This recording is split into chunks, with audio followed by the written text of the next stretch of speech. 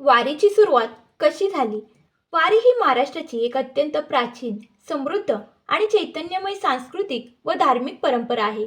वारी म्हणजे ठराविक वेळी, ठराविक ठिकाणी नियमितपणे फेरी मारणे किंवा यात्रा करणे. आषाढी आणि कार्तिकी एकादशीला विठ्ठलाच्या दर्शनासाठी पंढरपूरला पायी जाणाऱ्या भक्तांना वारकरी म्हणतात. वारीची सुरुवात कशी झाली याचा इतिहास अत्यंत रंजक आणि शेकडो वर्षांचा आहे. वारीची सुरुवात नक्की कधी झाली याची कोणतीही ठोस तारीख इतिहासात उपलब्ध नाही, परंतु ती अनेक शतकांपासून सुरू आहे याचे पुरावे मिळतात.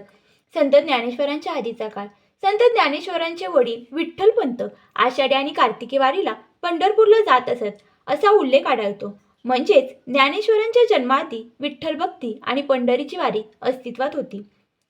पुंडलिक हीच पहिली वारी. वारकरी संप्रदाय असे मानले जाते की भक्त पुंडलिकाने विठ्ठलाला पंढरपूरला आणले आणि विठ्ठलाच्या दर्शनाची जी पहिली आस भक्तांना लागली तीच खऱ्या अर्थाने वारीची सुरुवात होती.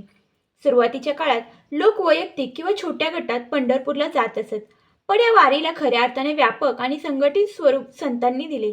संत ज्ञानेश्वर आणि संत नामदेव काळ. संत नामदेव आणि संत ज्ञानेश्वर महाराजांनी एकत्र येऊन वारकरी संप्रदायाचा पाया भक्कम केला. त्यांनी लोकांना एकत्र आणून विठ्ठल नामाचा गजर करत पंढरीच्या दिशेने जाण्याची प्रथा अधिक लोकप्रिय केली. संत तुकाराम महाराज काळ. संत तुकाराम महाराजांचे पूर्वजही वारी करत असत. स्वतः तुकाराम महाराज आपल्या गावावरून पंढरपूरला वारीला जात असत. आज आपण जी शिस्तबद्ध हजारो लाखो लोकांच्या उपस्थितीत निघणारी पालखी वारी पाहतो, तिची सुरुवात 17व्या शतकाच्या उत्तरार्धात झाली. याचे श्रेय संत तुकाराम महाराजांचे धाकटे चिरंजीव नारायण महाराज यांना जाते. नारायण महाराजांची संकल्पना. नारायण महाराजांनी विचार केला की संतांचे विचार आणि त्यांच्या पादुका लोकांपर्यंत पोहोचल्या पाहिजेत, म्हणून त्यांनी 1685 मध्ये संत तुकाराम महाराजांच्या पादुका एका पालखीत ठेवल्या आणि ती पालखी घेऊन ते देहूवरून पंढरपूरकडे निघाले. ज्ञानेश्वर माऊलींची पालखी. नारायण महाराज जेव्हा आळंदीला पोहोचले तेव्हा त्यांनी संत ज्ञानेश्वर महाराजांच्या पादुकाही सोबत घेतल्या. पुढे काही वर्ष दोन्ही संतांच्या पादुका एकाच पालखीतून पंढरपूरला जात असत. पुढे चालून म्हणजेच इसवी सन 1832च्या सुमारास काही कारणांमुळे आणि गर्दीच्या व्यवस्थापनासाठी दोन्ही पालख्या वेगवेगळ्या करण्यात आल्या. हैबतराव बाबा आरफळकर यांचे योगदान. सातारचे राजे शिंदे यांचे सरदार हैबतराव बाबा आरफळकर यांनी संत ज्ञानेश्वर महाराजांच्या पालखी सोहळ्याला आजचे अत्यंत शिस्तबद्ध लष्करी पद्धतीचे आणि भव्य स्वरूप दिले. त्यांनी पालखी सोहळ्यात दिंड्या, चोपदार अब्दालगिरी आणि घोडे समाविष्ट केले.